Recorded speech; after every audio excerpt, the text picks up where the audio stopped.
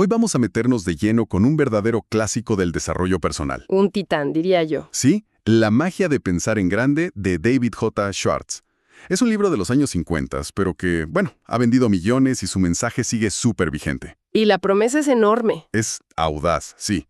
Dice que el tamaño de nuestro éxito, ya sea en lo económico, profesional o personal, depende directamente del tamaño de nuestro pensamiento. Así de simple. Y eso es muy poderoso. Totalmente. Nuestra misión hoy es, digamos, desarmar este motor del éxito, según Schwartz. Primero vamos a ver el combustible, lo que lo arranca todo, que es la creencia. ¿Ok? Luego, los frenos, esas cosas que nos detienen y que llama excusitis. Me encanta ese término. Y finalmente, bueno, veremos cómo pisar el acelerador, con acciones muy concretas, para que el pensamiento se vuelva realidad. Y es fascinante, porque muchas de sus ideas se adelantan a conceptos que hoy son muy populares. ¿Cómo cuáles?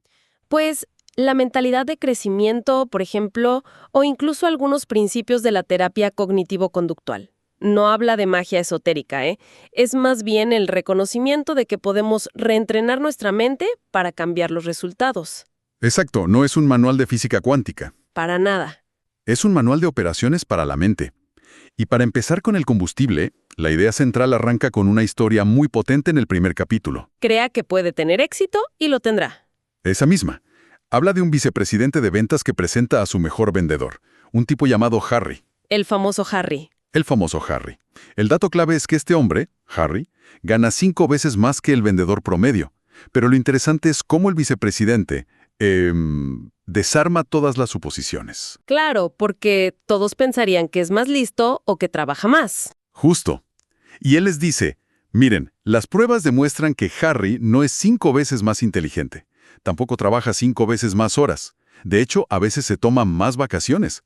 Y su territorio de ventas no es mejor. Entonces, ¿cuál es la diferencia? La única diferencia, dice él, es que Harry piensa 5 veces más en grande. Y aquí lo crucial es entender que no se trata de un optimismo vago, no. No, para nada. La creencia a la que se refiere Schwartz es una fuerza activa. O sea, cuando uno de verdad cree que algo es posible, la mente como que cambia de canal. ¿A qué te refieres? Deja de buscar razones por las que no se puede hacer algo y en su lugar empieza a buscar los cómo. Es como darle al cerebro un problema a resolver en vez de una sentencia que aceptar. Deja de ser un ojalá y se convierte en un cómo lo logro. Exacto. El libro da otro ejemplo muy bueno sobre esto. Un joven que quería empezar un negocio de venta de casas móviles. Ah, sí, no tenía casi nada. Nada. Sin capital, sin experiencia, con una competencia feroz. Lógicamente, parecía destinado al fracaso. Pero su convicción era tan sólida, tan inquebrantable, que eso fue precisamente lo que convenció a los inversionistas. ¿No invirtieron en su plan de negocio entonces? No, su plan era débil. Invirtieron en su creencia. Su fe en el proyecto fue lo que generó la confianza de los demás. Es como un efecto dominó que empieza con un solo pensamiento. Para visualizar cómo funciona esto, Schwartz nos da una analogía genial. La de la fábrica. Sí, la fábrica de pensamientos. Dice que en nuestra mente hay 2 capataces. Por un lado está el señor Triunfo. El optimista. Exacto, especialista en producir pensamientos positivos, razones por las que sí se puede. Y por el otro, el señor Derrota. El experto en fabricar pretextos. Justo, justificaciones para el fracaso. Y lo interesante es que ambos son increíblemente obedientes. Si uno piensa, hoy va a ser un gran día, el señor Triunfo se activa y te empieza a mostrar evidencia para confirmarlo. Pero si piensas, ¿qué día tan terrible me espera? El señor Derrota toma el control y te bombardea con pruebas de que todo va a salir mal. Y aunque el libro recomienda despedir al señor Derrota, la psicología moderna quizás le daría un matiz interesante. A ver. Quizás no se trata de despedirlo, sino de entenderlo. Ese señor Derrota es en parte nuestro mecanismo de supervivencia, la voz que nos advierte de riesgos reales. El problema no es que exista, sino que le demos el control total. Que maneje él el coche. Exacto. El reto es escuchar su advertencia, agradecerle y luego decirle al señor Triunfo: ok, ya oímos los riesgos, ahora busquemos las soluciones. Es un diálogo interno, no una aniquilación. Me gusta esa perspectiva. Es menos una batalla y más una negociación. Pero bueno, cuando el señor Derrota toma el control por completo, nos lleva directo al segundo punto. A los frenos. A los frenos. Schwartz lo llama excusitis y la describe como la enfermedad de la gente mediocre. Es esa tendencia a tener siempre a mano una excusa, una razón perfecta para no actuar. Y que suena muy lógica además. Súper lógica. Él identifica 4 variantes muy comunes. La primera es la excusitis de salud. Y el ejemplo es brutal. El del corazón. Sí, habla de un conocido de 30 años obsesionado con un supuesto corazón malo que ningún médico podía encontrar.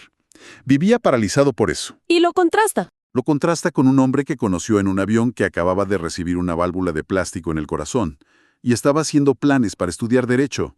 Increíble.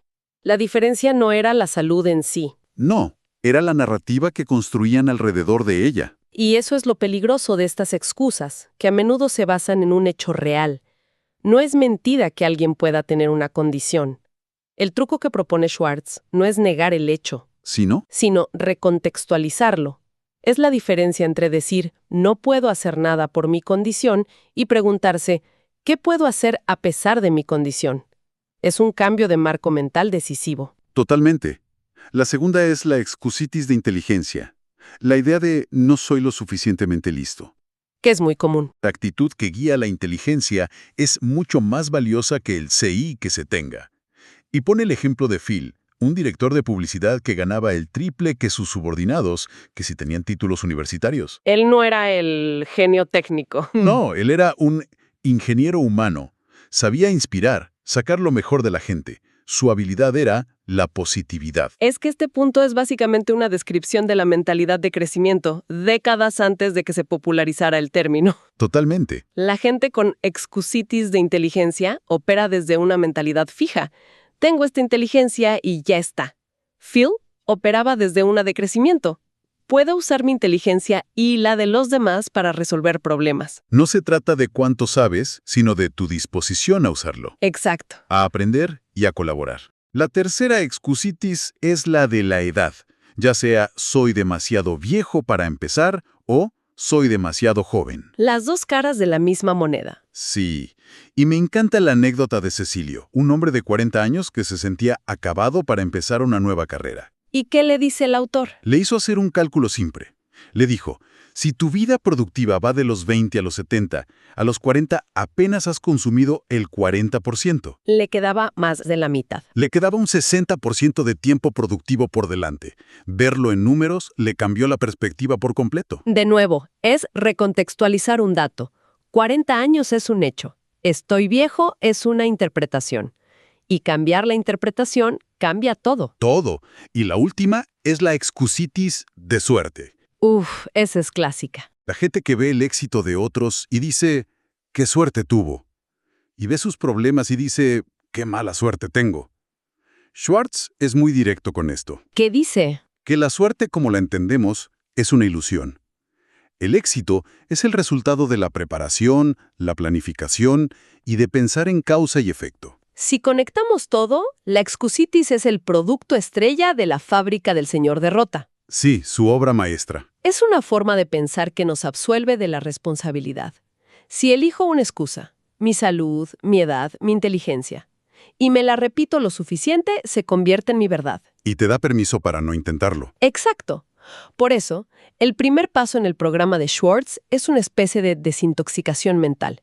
Reconocer estas excusas por lo que son. Racionalizaciones del miedo. Entonces, si ya logramos frenar la excusitis, si tallamos un poco al señor Derrota, ¿cuál es el siguiente paso? Porque no basta con no tener excusas. No, claro. Hay que construir algo positivo. ¿Cómo se pisa el acelerador? Y aquí es donde el libro se vuelve tremendamente práctico. La idea central es, la acción cura el miedo. Me encanta esa frase. Es genial. La indecisión y la postergación son el fertilizante del miedo. La acción, por más pequeña que sea, es el antídoto. Y para construir esa base de confianza que se necesita para actuar, él usa otra metáfora muy poderosa. El banco de memoria. El banco de memoria. Cada día, dice, hacemos depósitos de pensamientos en nuestra mente. Si constantemente depositamos recuerdos de fracasos, autocríticas... Momentos vergonzosos. Exacto. Eso es lo que el cajero mental nos va a entregar cuando necesitemos confianza en un momento de presión. Y su consejo es hacer depósitos conscientes y positivos. Sí.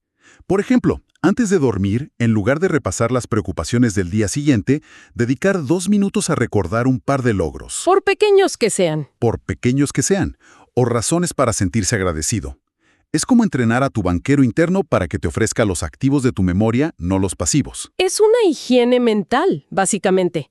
Y a partir de esa base interna, Schwartz propone acciones externas, casi físicas, para solidificar esa confianza. Trucos conductuales. Sí, trucos que funcionan porque nuestro cuerpo y mente están conectados. ¿Como cuáles? Por ejemplo, dice, siéntate en las primeras filas. En una reunión, la mayoría tiende a esconderse atrás. Sentarse adelante te hace más visible, te obliga a estar más presente. Y aunque intimide al principio, Comunica confianza, a los demás y a ti mismo. Otro es, camina un 25% más rápido. ¿en serio? Sí, la gente desanimada tiende a arrastrar los pies. Caminar con propósito proyecta energía y te hace sentir más enérgico. Es la idea de actúa como la persona que quieres ser. Claro. También recomienda hacer contacto visual. Demuestra honestidad y seguridad. Y hablar en cada reunión. Aunque sea una pregunta pequeña. Exacto. Una pregunta, un comentario de apoyo, el objetivo es romper la inercia de ser un espectador pasivo. Y su favorito, sonreír en grande. Una sonrisa genuina, dice, derrite la oposición y cambia la química de tu cerebro. Son pequeñas acciones que repetidas construyen un hábito. Desde fuera hacia adentro. Me encanta. Ya tenemos la confianza construida con estos pequeños actos. Pero ¿cómo se aplica para efectivamente pensar en grande? ¿Qué significa eso en el día a día? Aquí pasamos de la autopercepción a la percepción del mundo. Pensar en grande es ver el potencial donde otros solo ven la situación actual. Es vender la visión, no solo el producto. Justo. La historia del vendedor de fincas que mencionas es perfecta. Sí, la de la granja. Él no intentaba vender una granja vieja y destartalada. Eso es lo que era. Él vendía lo que podía ser. Ayudaba a los clientes a ver un cuadro. Un cuadro de la propiedad convertida en una propuesta para hacer dinero. Les pintaba la visión. Imaginen aquí un establo para caballos o este terreno es ideal para un huerto. Vendía el futuro. Es la diferencia entre vender características y vender beneficios. O, yendo más allá, vender una transformación. Y esto aplica a todo.